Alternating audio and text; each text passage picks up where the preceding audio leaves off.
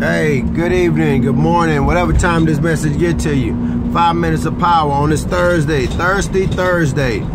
Thank God for this opportunity. I had a good message last night. I was awakened to go and assist a friend.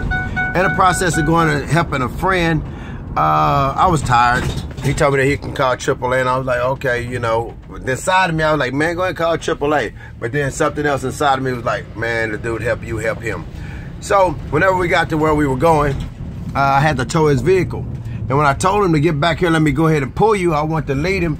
And he took off when the rope started getting all tied up. The strap was getting all tied up under the car. So I stopped. I said, well, you know what? You just go ahead and drive the car. And after you drive the car, then what I'll do, I'll just go ahead and follow you. And he's like, you sure? I said, I'm positive. You just drive. He said, well, I said, well, what I'm going to have to do, I'm going to have to be able to focus in on the rope. And after I focus in on the rope, I'm going to be able to slow you down and everything else. And it gave me a good analogy of saying, a lot of us want to be leaders, but we don't even make a good follower. In order to be a good leader, you got to know how to follow. And in this 5 minutes of power, I want to be able to give you a good word. That God said that he would lead you and guide you in all truth.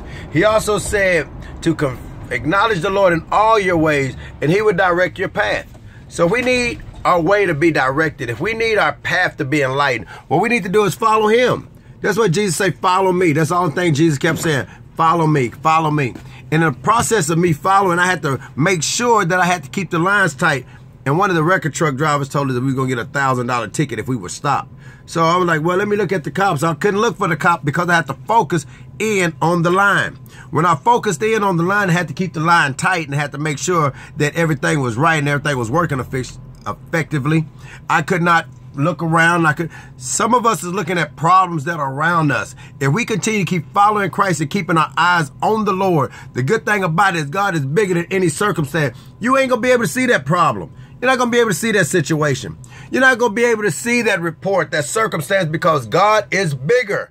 He is bigger. That's why that song was so good. Bigger. He's bigger than HIV. He's bigger than cancer. He's bigger than lupus. He's bigger than leukemia. He's bigger than back problems. He's bigger than cervical cancer. He's bigger than prostate cancer. He's bigger than eye problems. He's bigger than migraine. He's bigger. And because he's bigger than all of that, those other problems make it seem small. See, what we were looking at is David and Goliath. And I always like that story because we look at David, but we don't focus what was inside of David. What was inside of David, it said, greater he that is in me than he that is in the world. And something that great and that big that is able to condense itself so small to be able to come and live off inside of us. And that is in all of us. Because when God breathed in us, he gave us the breath of life. And if it's that big that's on the inside of us, that lets me know we can do some amazing things. So we don't have to focus on the small stuff. Stop looking at, I remember there was an old statement that said, I'm not going to sweat the small at all.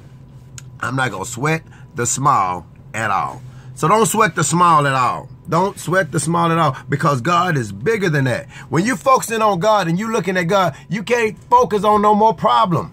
I was somewhat thinking about it, you know, looking for the cops. I want to look, but that didn't stop those thoughts from coming. Those thoughts were coming. Look, and every time I seen the light, I started like wanting to jump and start look. But then I had to realize, do I have faith or do I have fear? And when I started really checking myself and saying, you know what, I got faith, but God, you got to help my unbelief because at times when I see those lights, I start thinking of the possibilities of what could and what can't and what might. Coulda, woulda, and shoulda ain't never did anything in life.